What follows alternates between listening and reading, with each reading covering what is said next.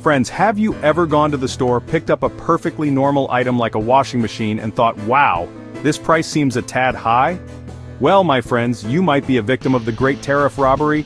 Don't worry, you're not alone. It's happening to all of us. Think of tariffs like this.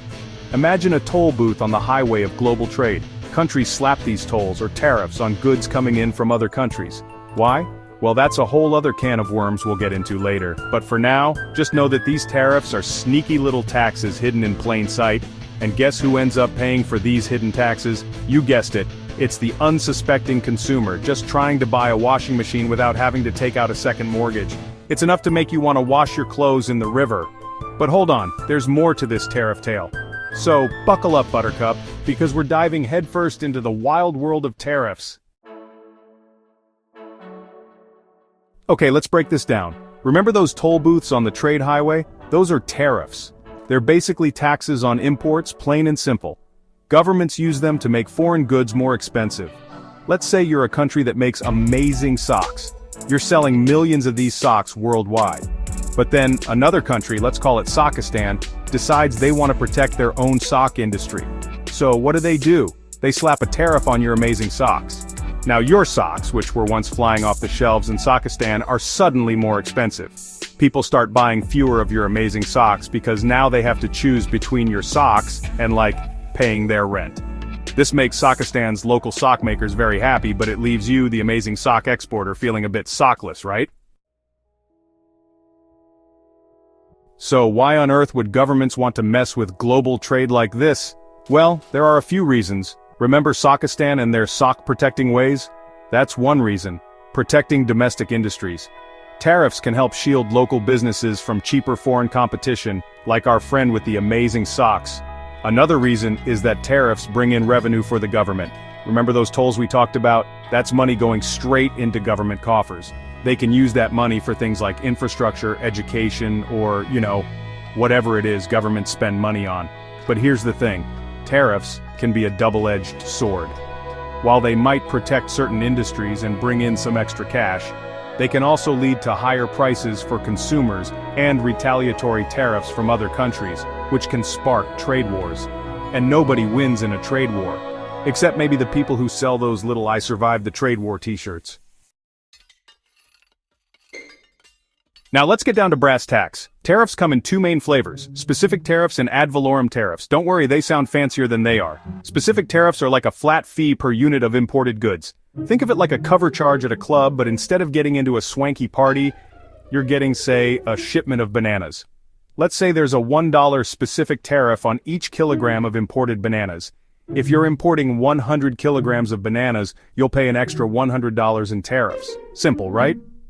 Ad valorem tariffs, on the other hand, are a percentage of the imported goods value.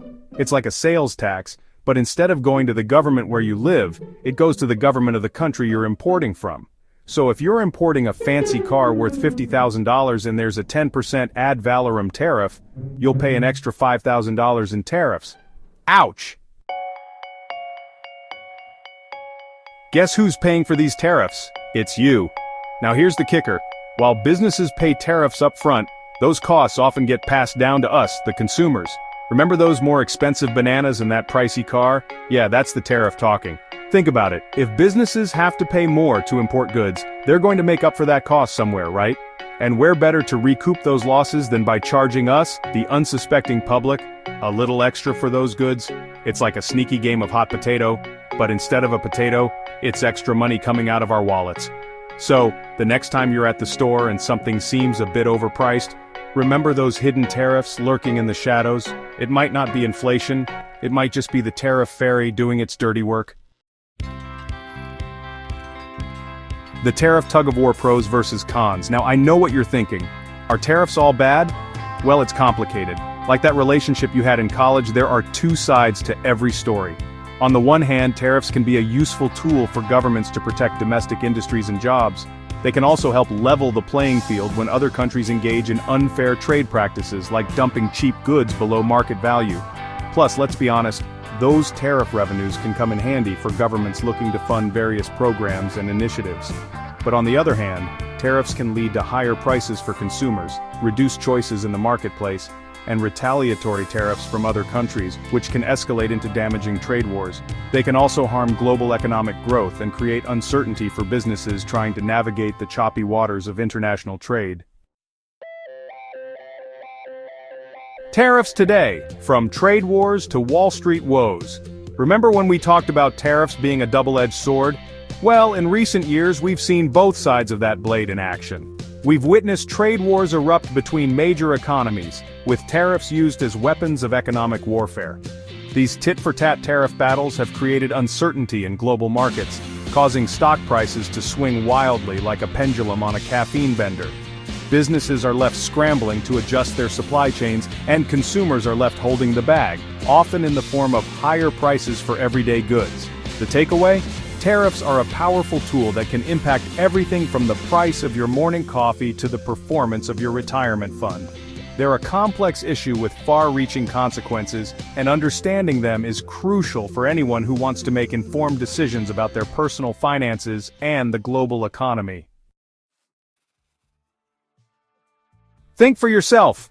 So, there you have it, folks, tariffs in a nutshell. We've covered what they are, why governments use them, the different types, and their impact on consumers and the global economy. Now, I'm not here to tell you what to think about tariffs. That's for you to decide. But what I do want to encourage is for you to think critically about this issue. Don't just accept what you hear from politicians or pundits. Do your research, ask questions, and form your own opinions. Remember, knowledge is power. And when it comes to tariffs, understanding the issues can help you make informed decisions that benefit you, your wallet, and the world we live in. Because in the end, we're all in this together. And the more we know about how the global economy works, the better equipped we'll be to navigate its complexities and create a more prosperous future for everyone. If you found this video helpful, don't forget to subscribe, like, and share it with your friends. Let's spread the knowledge.